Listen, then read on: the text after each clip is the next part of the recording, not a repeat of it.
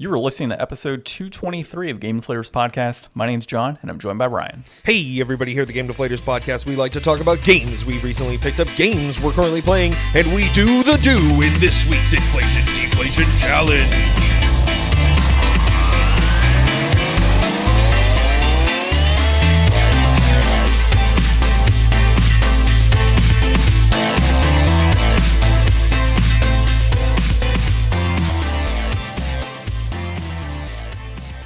So disappointed because we didn't have Mountain Dew, if that's what you're referring to there. Do. Oh, I was going to say we do the Dewey because it's kind of like it goes both ways. Sounds like a dance that I would learn in like elementary school. Yeah, we do the Dewey. So we played Dewey's Adventure on the Wii, and it was certainly an adventure. Mm-hmm. So we'll go over that a little later in the inflation deflation segment of our podcast here. But before we start, you can, of course, find the Game Deflators on the GameDeflators.com or out-of-date website. You can find us on YouTube. We're actually on there putting this recording a couple days after the fact of when it was released.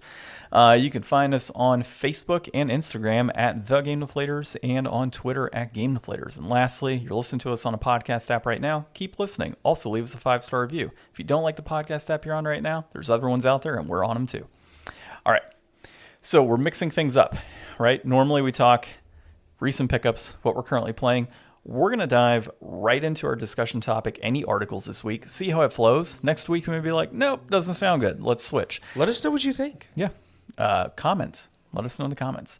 So discussion topic, we've seen a lot going on recently on like YouTube and podcasts and Twitter and everything else on DK Oldies. And funny enough, I'm getting a lot of DK Oldies advertisements on, oh, here's so-and-so, and you just got whatever N64 that was overpriced. Let me go ahead and find this off the shelf for you and pack it up and give you a couple goodies because we recorded you. Like, dude, I've seen so many advertisements come in. It's ridiculous. Mm-hmm. And like Instagram videos that come up in my feed, Facebook videos that come up in that feed, everything DK Oldies. I guess because I've been looking it up and the algorithm thinks John's interested in buying from DK Oldies. That is far from the truth.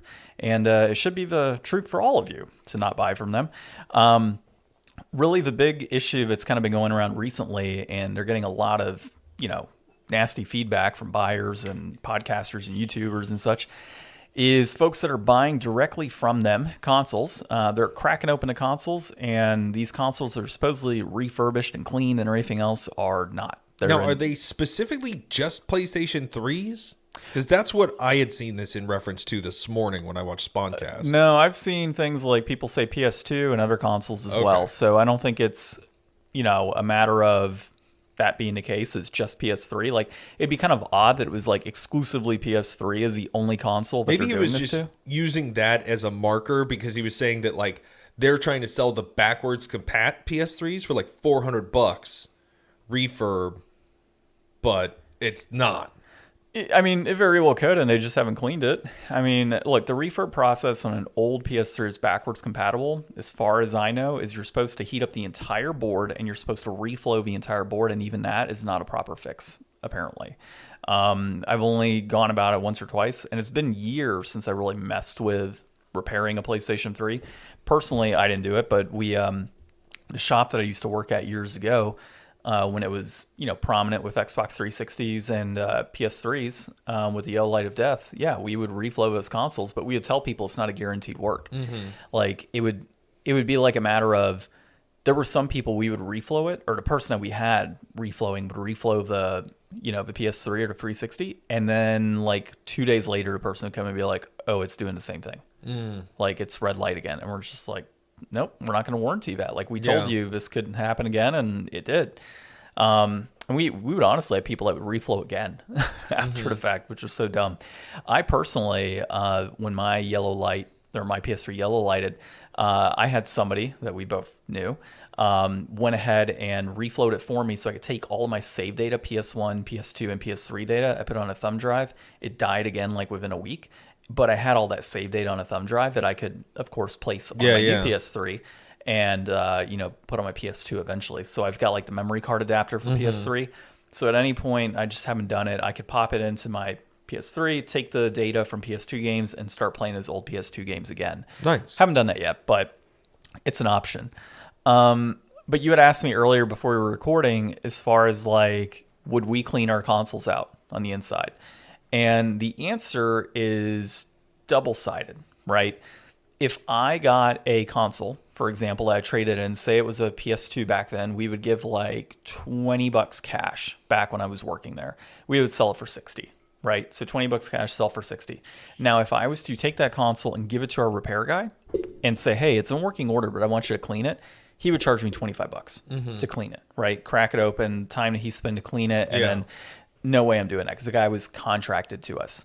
So generally what we would do is just, if it worked, we would go in with a toothbrush and, clean out any dust. We would just blow anything that we could out from the little vents or fans or anything of that nature. Exterior wise, it'd be completely dust free, clean and all that.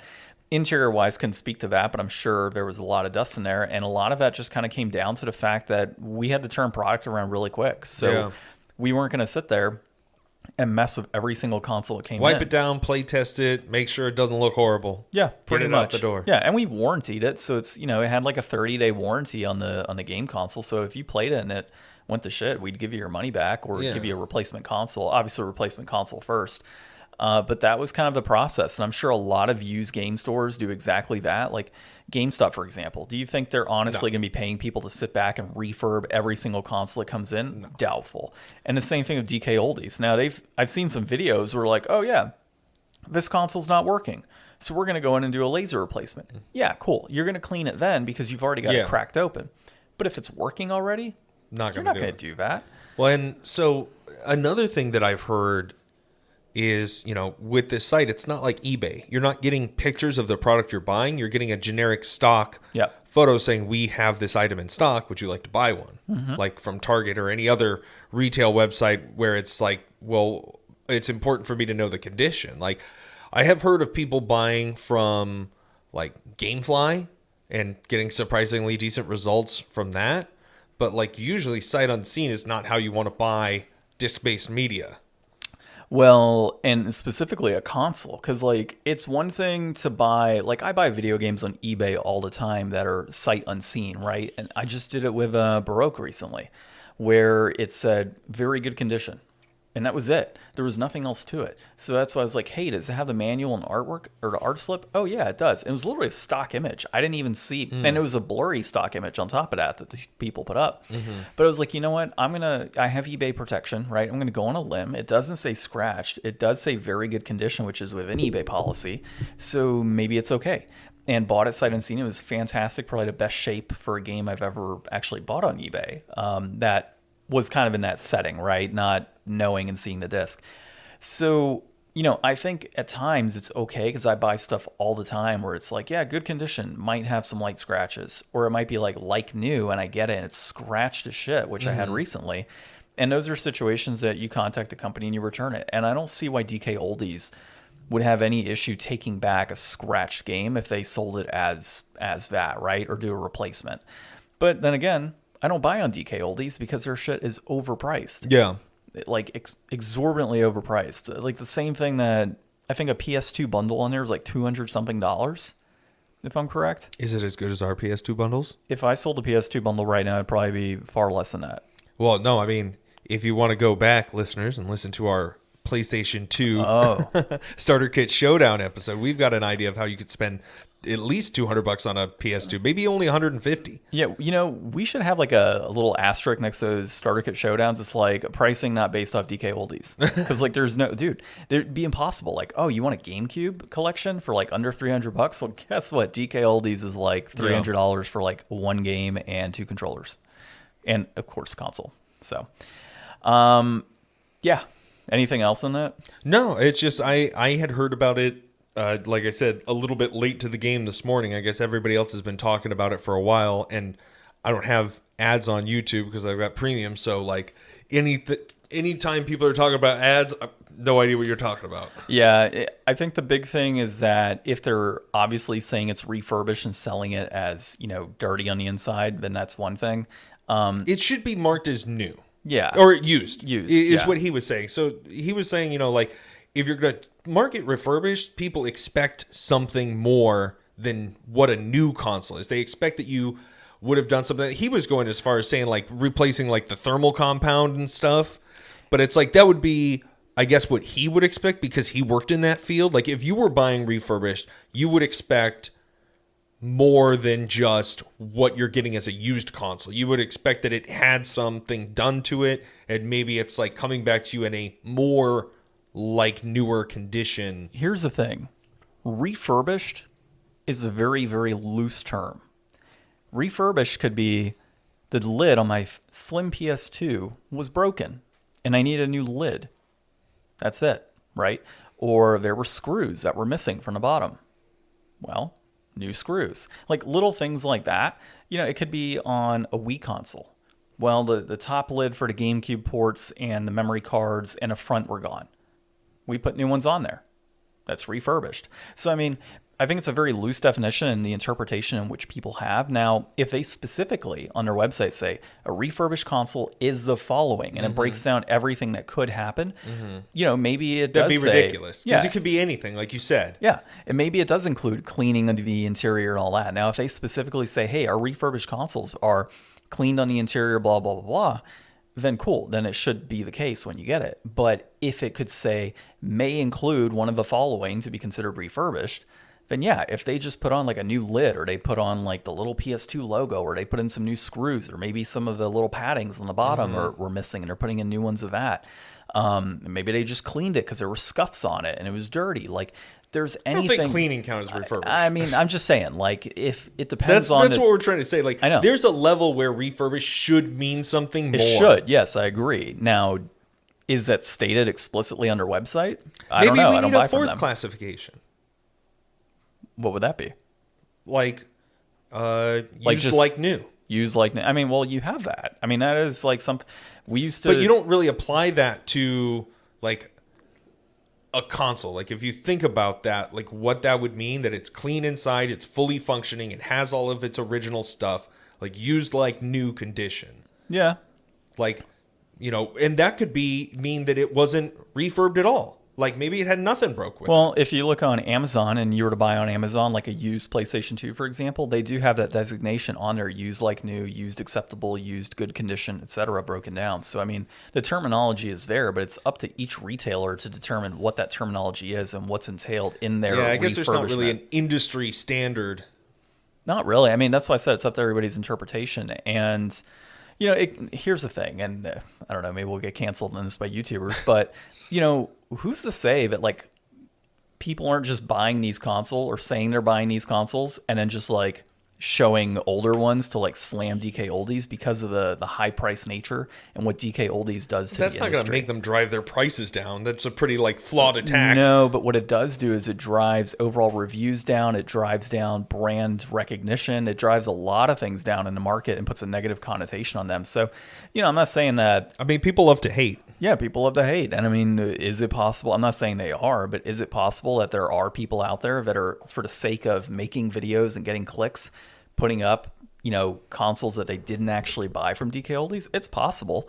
But I'm not going to say, like, this YouTuber definitely did that and that YouTuber did it. No, like, maybe they did buy a console from DK Yeah, who Oldies and knows? it came in that way. But, I mean, it's hard to tell because it's not like, you know, I could very easily right now take a box, slice open the bottom, take out all the contents, retape it, and you would never know the difference on video. You just wouldn't. So, I mean, it is possible that type of stuff is happening as well. But, I mean, the only way to really tell for sure is if you walked into DK Oldies and started taking apart consoles that were labeled as refurbished and kind of go from there. So, I don't know. Yeah, I don't know. It's a crazy situation in general, but it is what it is. Regardless, if you're listening, do not buy from DK Oldies. It's just poorly priced to begin with. There's other ways to buy games cheaper locally, as well as eBay and, you know, third-party resale shops that are not DK Oldies that have fair pricing as well. Yeah, I mean, do it, you know, the good old eBay way. Yep. All right. So a few things that we're going to talk about this week are classic Pokemon games are rumored for Switch Online. That's Dalton Cooper at Game Rant.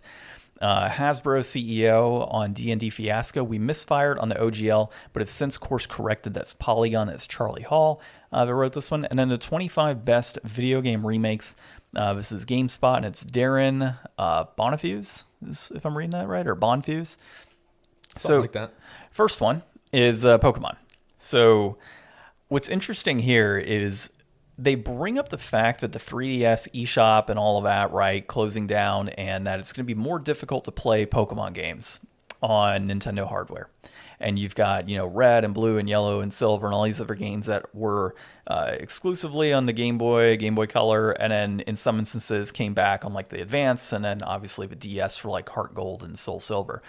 And then the fact that they are not present on any of the shops is concerning to some because, well, how am I going to play it?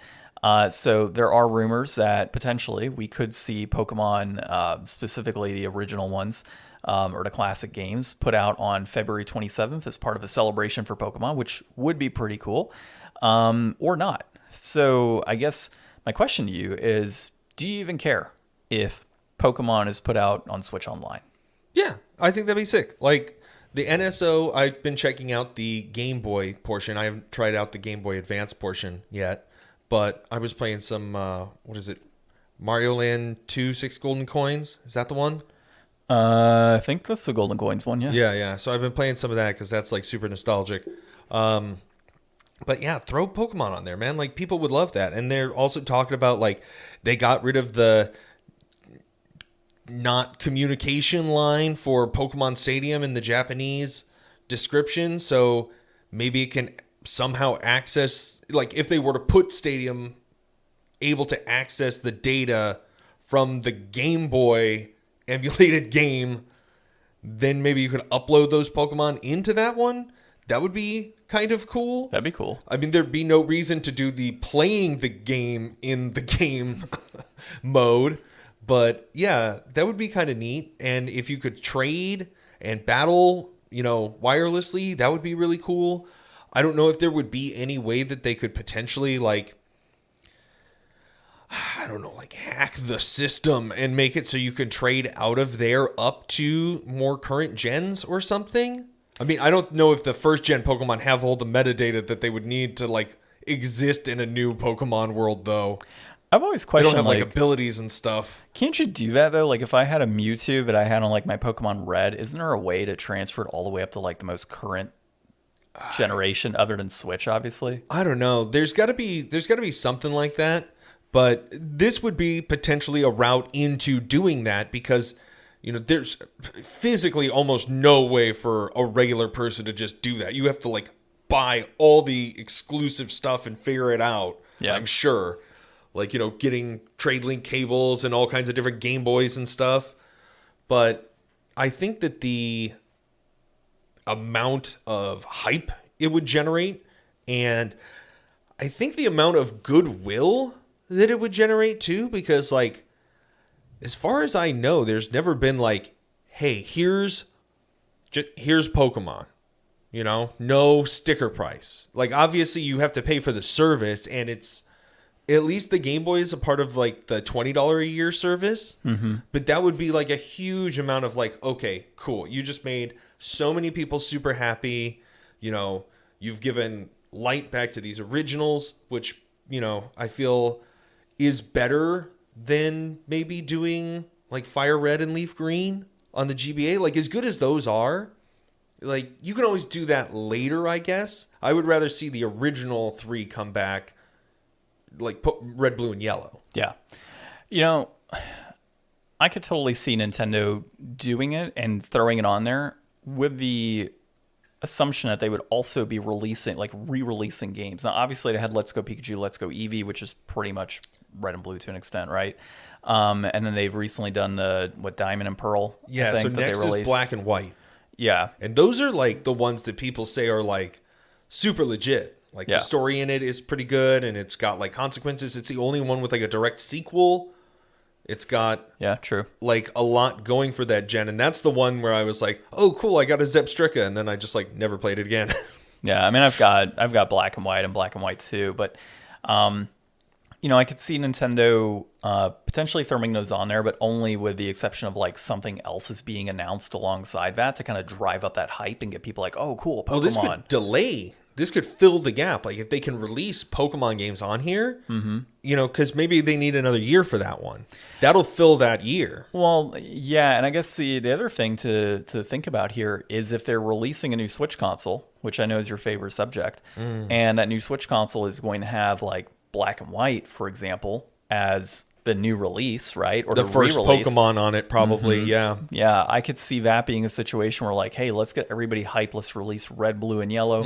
Throw it onto the Switch with the understanding like, oh, by the way, we're announcing this new Switch console, and it's going to have black and white is getting thrown in this new console as like the first Pokemon game on the console. I could see that as a way as well to kind of like get that momentum going. But just to throw it on there, I can't see Nintendo doing that. So while these rumors are floating around as potentially Pokemon hopping on the Switch Online, I also have my doubts unless there's something tied to it. It just doesn't make sense to throw it on there by its own. You know, having this conversation, I'm thinking where I wasn't thinking before. I think it would make more sense to do Gold and Silver, honestly, because they do have Let's Go on here. Gold and like, Silver, that's a Switch game. Yeah, but they had Heart Gold and Soul Silver released on DS. So yeah, but you can't play that on anything anymore. Like, oh, that was, and that was but it was a dual screen game. Like, they would have to basically undo all the cool stuff that they made it DS-ified with and just have new graphics or something. But like doing the original of those two would be a way to get it. Okay, here's something for the Game Boy service. Here's something Pokemon that's a generation that's not available. Because then if you've got Let's Go, that's Gen 1. Then you would have this for Gen 2. And then you've got Ruby and Sapphire, which would need to be filled. But then you've got Diamond and Pearl. So if you start remaking from there, that would be, you would only have one gen left to fill if you just started with Gold and Silver here. Yeah, realistically, that's what it would. And, you know, it's odd that they released Diamond and Pearl, right? Like, as a remake. Like, why not go to Gold and Silver and remake that? Because they already remade it once. Yeah, I get it. Everybody gets one turn first. Yeah, true. Don't worry. We'll get remakes of all these again, I'm sure. Oh, yeah. We're going to get the remake of a remake, for sure. It'll be like a remastered. So what I think would be we're going way off topic with this, but like... it's Pokemon. Instead of remaking the Pokemons, what they should do is just like... decide on an art style and then stick all the Pokemons together so you can travel to all the different worlds. Dude, that'd be badass. I would love something like that. And like all of the different like protagonists as well, like in the game, and all the antagonists are kind of tied in some capacity. That's the other reason why you just go with Gold and Silver, because they already have Kanto in it. Yeah. It's already built in. Good point. Well, and you know how Nintendo and Pokemon Company are, right? They just like to code over from stuff 5 years ago. So it'll be perfect with Let's Go Eevee and Let's Go Pikachu. Yeah. Yeah. And to think, you just beat Mount Moon. Well, you just beat the game in general. Yeah. All right, let's get on to our next subject here, and that's Hasbro's CEO on the D&D fiasco. So this one was actually pretty interesting because everybody's like, we won, like, and I think you had mentioned it too, like we kind of stuck it to the man by, you know, canceling our D&D Beyond subscriptions, and Hasbro's like, we didn't lose any money, like anything like, you know, of significant value from D&D Beyond. And in fact, a lot of those people that like boycotted or canceled their subscriptions, they said a number of them are willing to come back. Now, how much of that is corporate shareholder talk? You know, who knows? But it does seem likely that, hey, look, you know, we fixed the thing with the OGL. We understand we screwed up. This is in our goodwill that we're going to move forward in this manner. We're still going to go forward with all these other plans, which is great. Would you be willing to come back onto D&D Beyond? And on top of that, they're probably giving them like discount codes and freebies and other things for coming back on anyways. How familiar are you with D&D Beyond? A little, because I've got an account and such. And, okay, you so know. What can you do? If from my memory, D&D Beyond, you can use it for free. Yep. And you can make like a character or like 5 characters or something. Yeah, you can use it to kind of house things on there. And your DM can give you access to like books that they own or something. Yeah, and I think you can buy like books as well and have it in a PDF version. So that's the thing. Yeah. If you lose your membership, you already bought the books, right? So if you cancel, you can still access what you purchased. So the smart thing that I've noticed, and at least it happened with the Dark Souls RPG book that I picked up recently. I don't think I mentioned on the podcast, but it actually has a PDF version that you can download as well. That's cool. So like it's a physical book, but a PDF version, and I don't think Wizards does that, No, or they really don't. Hasbro. So which That's the kinda biggest sucks. ripoff. Yeah, well, not really. If you think about like their thought process is, if you have a D&D Beyond subscription, right, or not even subscription, just say you have an account, right, and I buy the book physically because I always do, but you may want to do it on PDF. That's money that they're losing out on that you could have said, hey, I'm joining a campaign and I know that I need Tasha's Cauldron of Everything. Hey, John, you've got the book, right? Yeah, but I got the special edition and I'm not just going to loan out $100-something physical copy. You're probably going to want to grab your own copy. Well, so the thing is, if you have the membership, I think as the DM, you can share the books. But if you stop like buying the membership, I think you're the only one who can access your books at this time.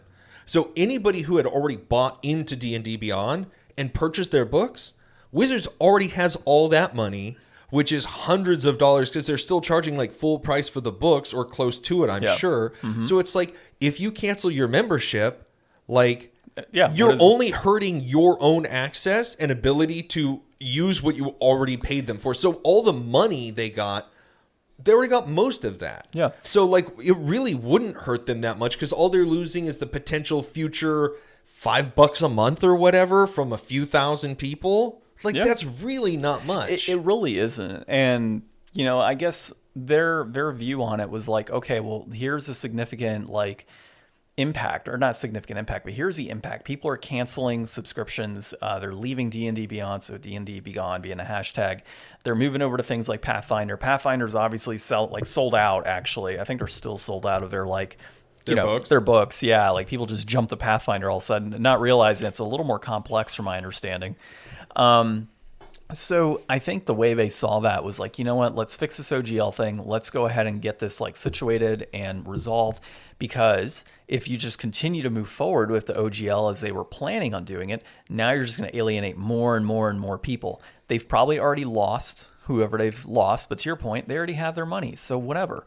So we get back some people that are like, okay, cool, I'm good with this. You resolve the OGL, you listen to the consumer, I'm happy with that. I'm going to continue going on and playing my D&D, and I'll see what D&D 1 is about and all of that, right? Yeah. You're going to have some people who are like, nope, screw you, Wizards, I'm going over Well, and it's going to be so integrated into D&D 1 probably that like anybody who wants to even check it out casually is probably it'll probably be cheaper and easier to go into it and dip your toes through D&D Beyond than to go and buy brand new books just to look at a game that you resent from how they treated the OGL. Like nobody's going to go out and do that. They would, I can pay $5 and play it for a month.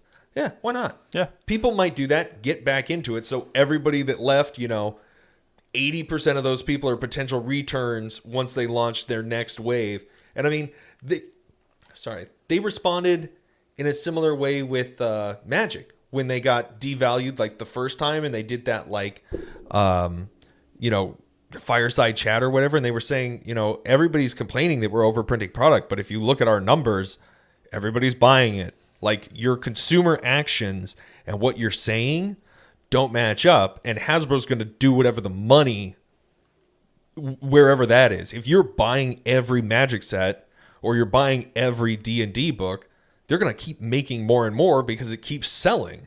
Yeah, exactly. And people say they're going to boycott, and then they don't, because they never do. Boycotts never work. No, they never do. And I'll say, like, I pre-ordered the next, D&D book. I have no shame in saying that I've pre-ordered the next D&D book, and I fully intend because on it'll be playing worth $400 in 10 years. Well, not necessarily that, but like...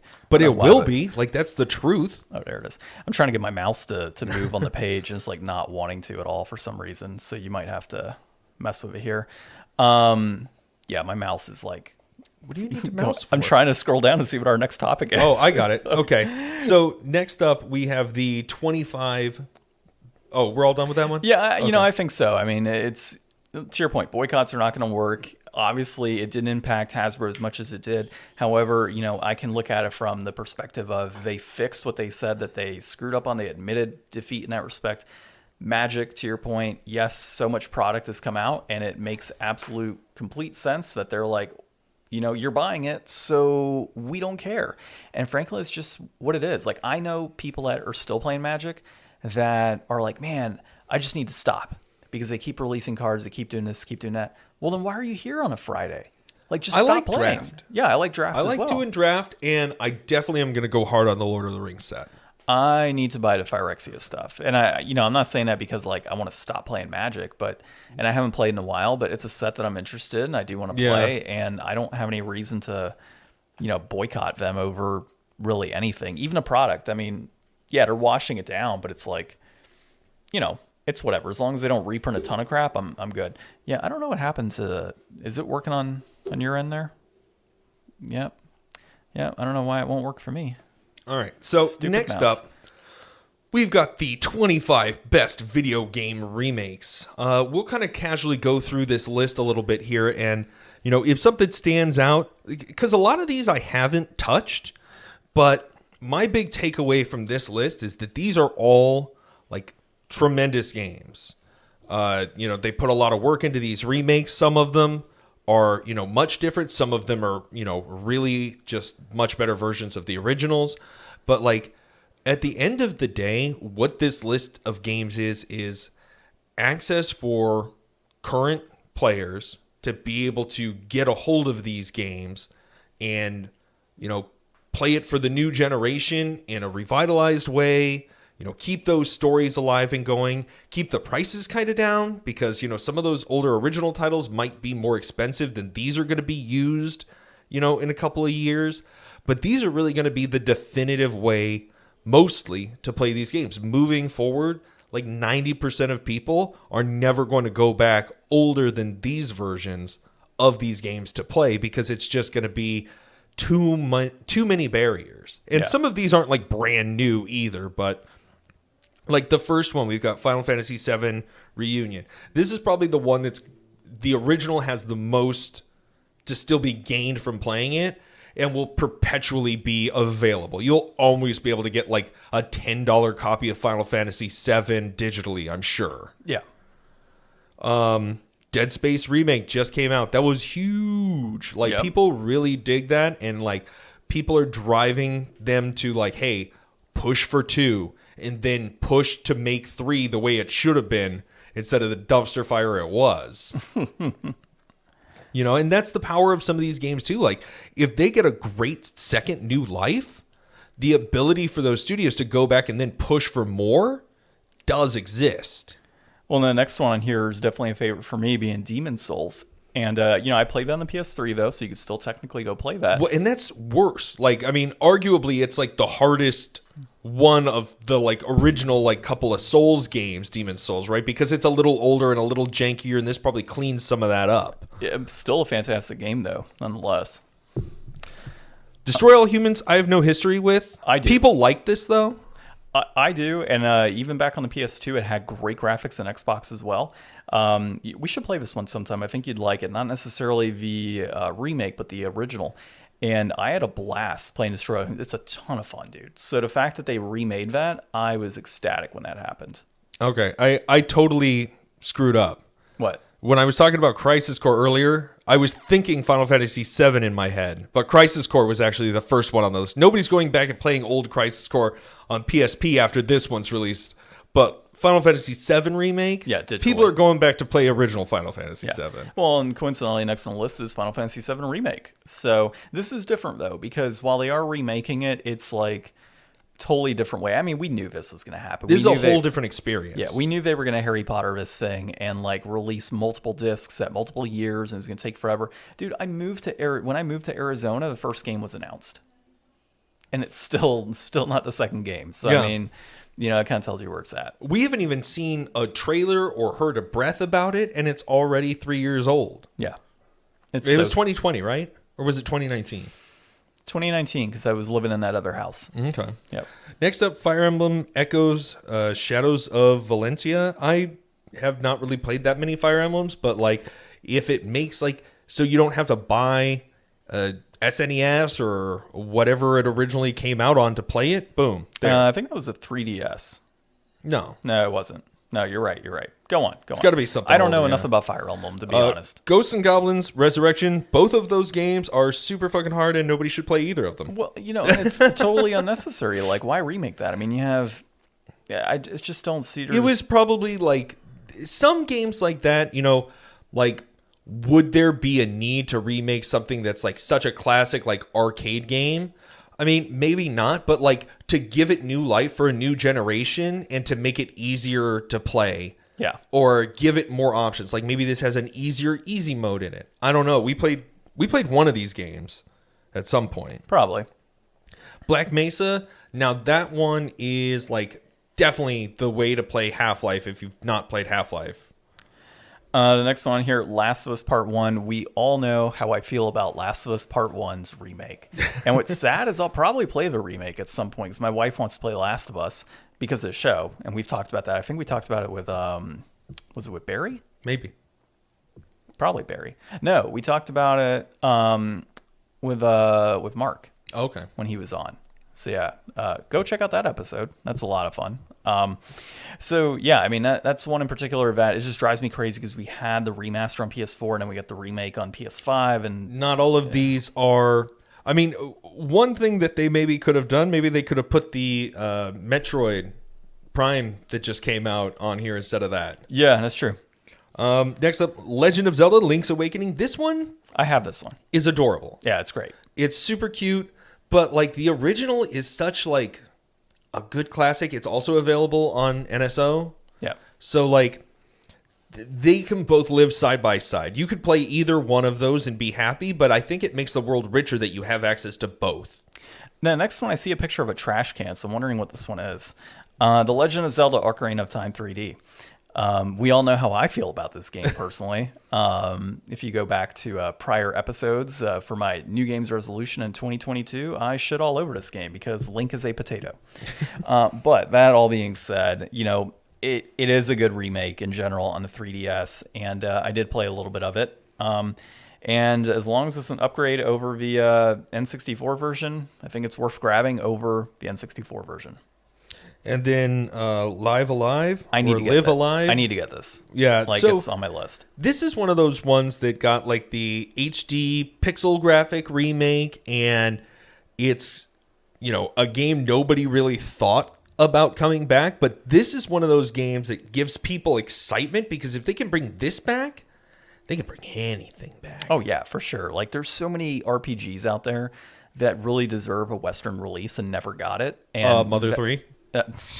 Yeah, that you've got even Terra Enigma, despite that there's a PAL version, it didn't get a US release or North America release outside of what I've got, Repro. So Mafia Definitive Edition. I never played Mafia, but I played Mafia 2, and that game is sweet.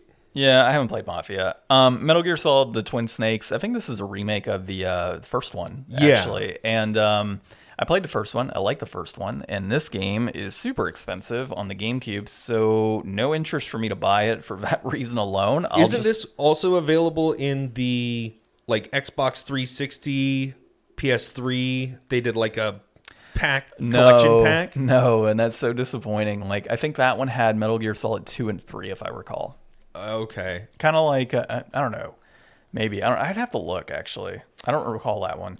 It doesn't have Twin Snakes, though, because the reason Twin Snakes is so much money on the GameCube is because it's on the GameCube, yeah. All right, we got back-to-back Metroid, Samus Returns and Metroid Zero Mission, so that's the remake of 1 and 2. Yep. These ones both get a lot of love. Samus Returns is a 3DS game, and Zero Mission is a GBA game. And, we'll probably see, I would expect Metroid Zero Mission at some point in the future on the NSO service. Yeah. Let's see. There's a lot here. We could probably just go through by name for many of these. Let's clean it up. Yeah, Oddworld New and Tasty is on this list. Pokemon Heart Gold Soul Silver. That's a legendary one. Yes, that's a great one. Let's go Pikachu and Eevee. That actually was pretty good. I mean, that wasn't terrible. The one that confused me on this list was Ratchet and Clank. 2016. That's not really a remake of the first one. That was like a new... It's a remake of the first one. Was it? I thought it was like a new one that was like the movie. Didn't they make a movie and this was like part of that? The movie was basically the game. Like, Okay. yeah, it was actually a pretty good adaptation. It's a great movie. I haven't seen it. Resident Evil 2. People love that. Yeah, totally get why it's on there.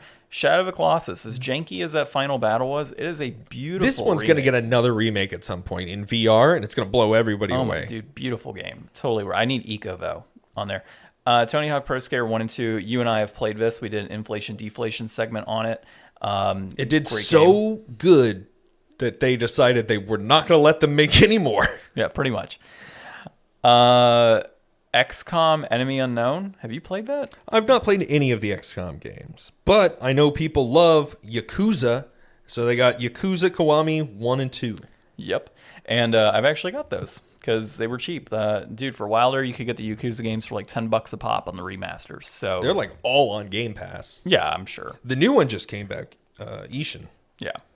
So, I guess quick question on there. Is there anything that you personally would love to see remade?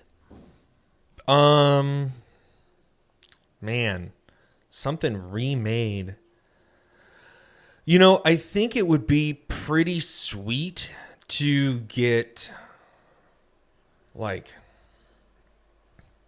maybe God of War, like the original one, like a nice paint, uplift, facelift. Yeah. Make it all pretty. Like, there's not a whole lot you really need to do to it, but like if it just looked a lot better, I think that would be pretty sweet and pretty like well received. You don't have to go back and monkey with it too much. Yeah, you've got the remaster on PS3, but I mean, I get what you're saying. Like, even that remaster just looks like a little more polished, but it's not like a remake. And a remake would be badass of God of War. For me, it would have to be Chrono Cross. 100% Chrono Cross. If that game, like we had the remaster, I was releasing it in Play Asia. I could get it on there, I guess. But I would love to get a full-blown remake of that game. It's such a fantastic game. I just thought of the worst thing they could do. Follow me on this, okay? And this sounds like something so likely to happen, too. What if they remade Kingdom Hearts and then added more story to it?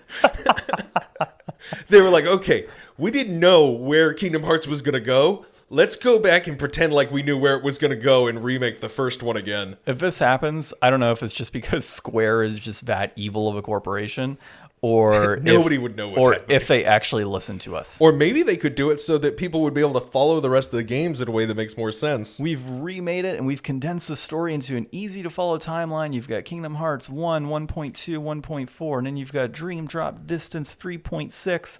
Yeah, I could totally see Square doing it. All right. Well, this is the part where we normally talk inflation, deflation, but we're going off of our current pickups and what we're, or recent pickups and what we're currently playing. So, pickup wise, I'll bring it up, the Apple thing, because it is kind of relevant to our discussion that we had with Phil last week.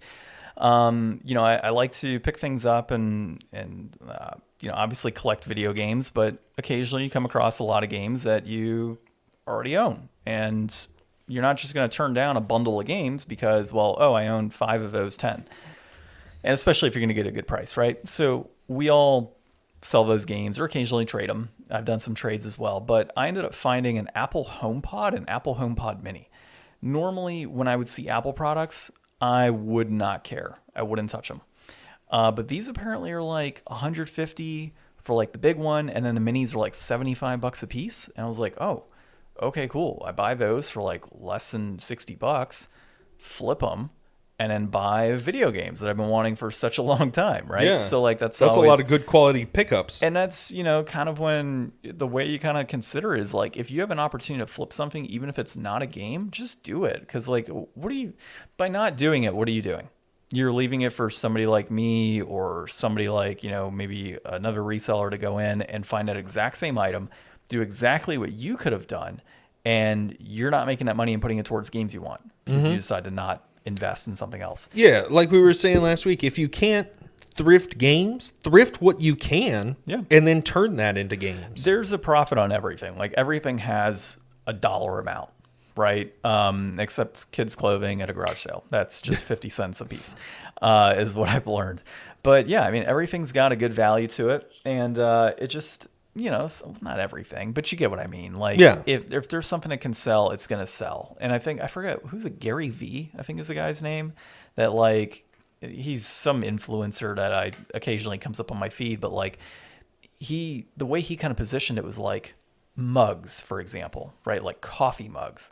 There's a market for coffee mugs. Yes, there is. It ain't me. I know it's not you. It ain't me. But there is a market for Don't certain ever types. get me a coffee mug. I'm sorry if you hear this and you've got me a coffee mug. Thank you for giving me a gift. It's the thought that counts, but don't get me another coffee mug. I don't want it. So I'm going to throw it out my window. But there's a market for it, right? So like there are coffee mugs that sell online for stupid amounts of money. And so if you can find certain coffee mugs, you can sell them, right, and make that money. Well, like a Garfield coffee mug or something? It could be anything. It could be a Garfield mug. It could be a Las Vegas mug that's like from, I don't know, the 80s or something. It just depends. There's a market for certain collectibles. My wife's mom used to collect salt and pepper shakers. Those sell online. People collect Pez dispensers. Like those sell online. So point being is that if you know about something, you might as well dive into it and try to sell it. Now, the people that drive me crazy are the ones that you find in Goodwill who have scanners and are literally scanning every single barcode because they're just trying to find anything and anything they can that can sell for some minor profit. Whereas like somebody like me, I'm actively going in, oh, that looks interesting. Let me grab that. Oh, maybe this is worth something. Let me look it up and kind of go from it in that perspective. Whereas they're just like rating. And there's people that do that with video games too. They'll walk in a thrift store and they'll literally buy every single thing they can and get as cheap as they can and not care what games they actually grab. So that said, that was my big pickup, was that. Also in that pickup, I got a Wii U console for $40. Dang. But it didn't have any of the cables, but it worked. So that was kind of cool to find that. I did get some PS4 games recently. I had them in here. I don't know where they're at. What else I pick up? I think that was about it, actually, on pickups. Oh, no, it was Xbox games I picked up before Phil. I was thinking about that, but that was before Phil. So yeah, that was on Monday, but I grabbed that. What else? Oh, Xbox 360 games. I picked some of those up too. I got like Command and Conquer on the 360. I don't remember which one it is. It's like somebody's Revenge or something, or Kane's Revenge, I think is what it's called. It could be Kanye. So Kane's Revenge. I picked up some Forza games and what was the other one? Burnout 3. Burnout 3, which is pretty cool. And as far as what I'm playing, I've been watching my wife play Harry Potter, the Hogwarts Legacy. I technically didn't count that as a pickup for me because she bought that. That's how much she wanted it. So she bought that, started playing. I've been watching her play that. Cardia, I jumped back in on the same battle that I got completely wiped out on the other day. I was so pissed, man. Like, I nearly took out everybody, right? And I was just on the cusp of finishing that battle. And I'd put new equipment on all my characters. So, like, you build equipment on the spot and then equip all your characters and kind of move things along. And the one character who died last time died again because he's level 4 and everybody else is level 7. And I have no idea why he's such a low level, because I had been using him in all of the prior battles and he was doing just as much damage. I guess he just wasn't leveling up as fast. And so I have this one character that continually dies, and obviously you progress with him in the story. So I have to use him and I have to obviously battle with him because I need him to gain more experience. So it's just been Can you grind? No. Because it's just like battle speech. There's not like extra anything you could do. So No. like he couldn't be a higher level than he is. No, he couldn't. So the only way for me to literally level grind is to put him in a scenario in which I have other characters in front of him and then I'm attacking with magic with him. I can't do a physical attack because he'll get wiped out. So I have to do magic attacks, and there's only so much magic he can do. And if he doesn't hit them, he doesn't gain any experience. And since he's a low level, he's not necessarily hitting them every time with his magic. So, dude, it's just been a nightmare of this one character. So I'm going to try it again tonight, most likely, and see if I can get past it and move forward, because I really want to play this game and I love the mechanics of it. As I've continued to play with the equipping and the different phantoms and stuff, I'm really starting to like these mechanics and the story that's tied to it. So I just want to progress. And then, of course, I've been playing Factorio. We finally got our uranium deposit. Nice. Which has been great. So we're mining uranium and moving forward with that, and now exploring more of the world that I'm in. And it's funny, the way to... when we set it, or when I set it up, Justin was like, man, you messed up this map. Like, it's such a small map. Like, what'd you do? I'm like, dude, it's actually a really big map. It's just like, there's water. It's islands. And he's like, no, like this map is trash. Like it's so bad. And so we're exploring, and it's literally like 4 continents on this map, and all of them have their own respective areas. Like, this is actually kind of good because like we can build without the interruption of all the enemies, but we have tons of enemies in these areas that are like morphing and turning into bigger, creatures, and we can go wipe them out and still have fun with the game, but we don't have to worry about them attacking our base all the time. And I'm like, yeah, that's kind of the point of doing islands. So it worked out, and Cool. yeah, we're enjoying that. How about yourself? So like I said, I was messing around a little bit with the NSO Game Boy. Didn't pick up anything this week. I have been playing more Brave Fencer Musashi, and I am decently into the game. I did find on the Internet Archive, they have the full like Brady walkthrough. So that's cool. I'm actually like able to use the legit walkthrough. I have it for it. physically if you want to borrow it. Oh, really? Yeah. I'm pretty sure I do. I mean, it's the same thing, but it's, I enjoy, at least being able to look at it when I get stuck sometimes. But for the most part, I'm trying to like just power through it and do it myself. It's super easy. Like I finally got like a bunch of like new moves and stuff. I'm like 3 scrolls into getting the 5 scrolls. I think I'm on like, of the guidebook, it's like 200 pages and I'm like 120 pages in. So I'm like, most of the way there. I'm like 2/3 of the way there, I think. Nice. You think you'll beat it? Oh, yeah, definitely. Yeah, I'm pushing through to actually beat this game. And then from there, I'll see about, whether I want to really dive into Pikmin. Because I played like the first level, but I've been thinking about it more and more since you said it. Like, I mean, my whole issue with like emulating stuff was like I didn't think we should talk about the value of something unless we're able to actually play that. Because when we tried emulating... River City Ransom. Yep. It just didn't play, and it was like I was like, I don't feel like I even played the game. Like, what am I assessing here? How can I say if this is worth it or not? Because I don't actually know what the game feels like to play because we played a laggy mess. It's funny that that's the game that you were thinking of, and I knew right away which one it was. Because that's when we had the discussion. Yeah. Yeah, but it was like, Pikmin seems like it controls fine.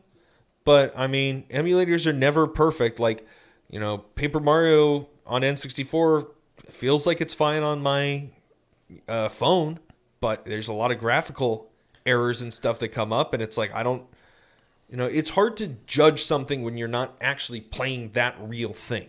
Couldn't you just mod your Wii console and just do the Dolphin mod or whatever it is on there? Oh, yeah. I would probably do that. Yeah, why not just do that to play Pikmin instead? Or are you just, in general, like, are rethinking because of the value component having to... Yeah, I don't know. Maybe... I will allow you one change on your inflation deflation. Oh, no. I'm really just waiting I'm biding my time. Like, I'm hoping that, like, now that we found you have this hole in your investment in GameCube going up in price every day, I'm just waiting for John to be like, man, I really need to get a Pikmin. Like, I've got all year for you to buy Pikmin. Cool. I'll buy it like Christmas Day and be like, all right, you got to beat it now. It only takes 8 hours. How many hours? 8 hours. Really? Yeah. It's like an 8.5 hour game. Like, it's timed. That'd be a hilarious challenge, actually. Like, hey, I bought Pikmin. I know you haven't played it yet. You have 1 day. You have 1 day to finish it. Oh, man, I would just go over to your place to watch you play and just bug you. Oh, you think you're going to beat it today? You think you're going to beat it? Hey, you want to go get some ice cream? Yeah. All right. Yeah, so we'll see where it goes. I'll figure it out. So our inflation deflation this week, we played some Dewey's Adventure on the Wii, and it was developed by Konami, published by Konami, directed by Masaki Yoniyama. I thought you said Yo-Yo Ma at first. I'm like, that's not correct, Ryan. It was released in September of 2007. It is ironically a platformer, despite the fact that it didn't feel like it. And reception is a 6 to a 7 out of 10. So, general plot. Do you have that pulled up? No, I don't. Okay, so I will pull it up really quick. So, the general plot started off with like a fairy tale story book being told about the world that they live in with this tree and this magical spirit of water named Dewey. Yeah, pretty close. All right, so Dewey lives in a mythical fairy tale world protected by the Tree of the Seven Colors. One day, the evil Dawn Hedron attempts to cover their world in darkness with the Dark Rain, actually. However, Don Hedron and his Dark Water are repelled by the tree and the fairies of the land. After a long period of peace, Don Hedron returns one day. The tree of the seven colors soon becomes ill and is unable to protect the land as it once did. With hope fading, it puts all of its remaining strength into Dewey, the only one who will be able to free the tree, or really free the world, from the evils presented by Don Hedron like he did 1,000 years before. That is one old-ass drop of water. Yeah. I don't say that. I'll break this down for you folks. This is how Dewey works. Dewey is a little water drop, and he can change state. In this game, you hold the Wiimote sideways, right? And you can hit down to cool the temperature down, and he'll turn into an ice guy, and all the world will get snowy.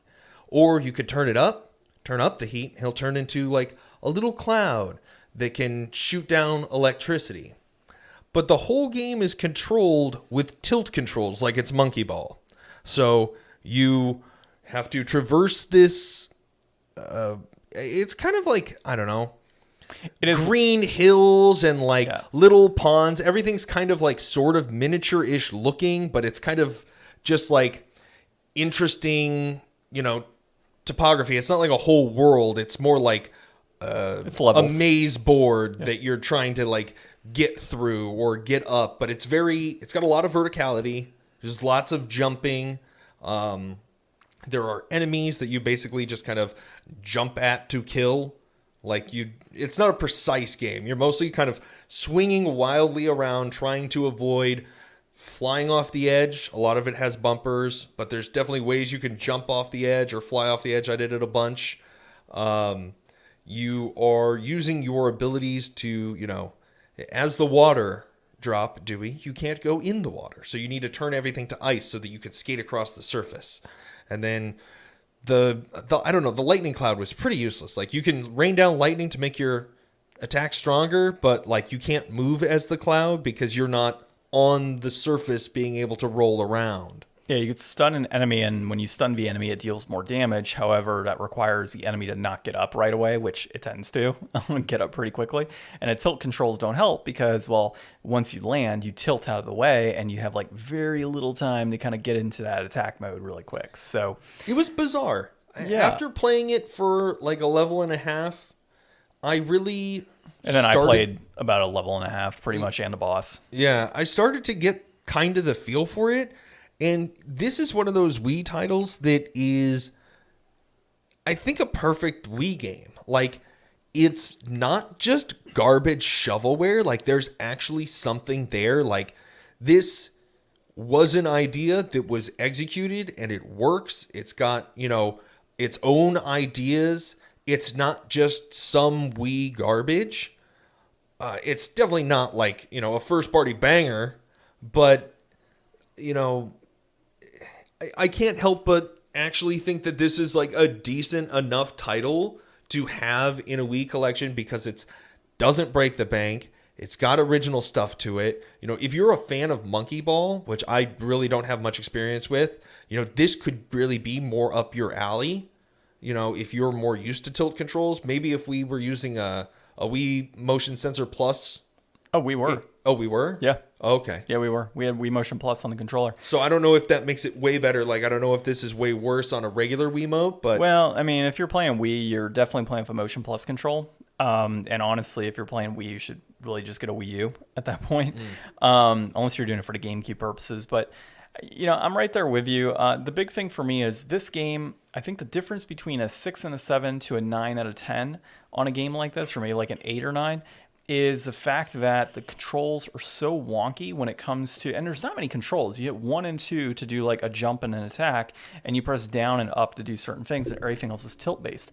I almost wish that this didn't take advantage of a Wii, and that this was just a straight platformer, kind of like a Donkey Kong or like the Donkey Kong platforming. Or I don't think there would be enough substance. I mean, here's the thing. Like, if I was to go through that level and it's flat and it wasn't always tilting, I think that I would have got just as much fun, if not more, outside of frustration I would feel when jumping onto a mushroom or a flower. The novelty is what does it for me. If this was just a regular platformer, I'd be like, why? There's a million way better platformers that not offering you anything. Yeah, I mean, it is a kid's platformer for sure. Like when you kind of figure it out that way too. Like this isn't a game that like you or I would generally, if it was just straight flat platformer, this isn't a game that's kind of dedicated to you or I. It's dedicated to more like a 10-year-old, right?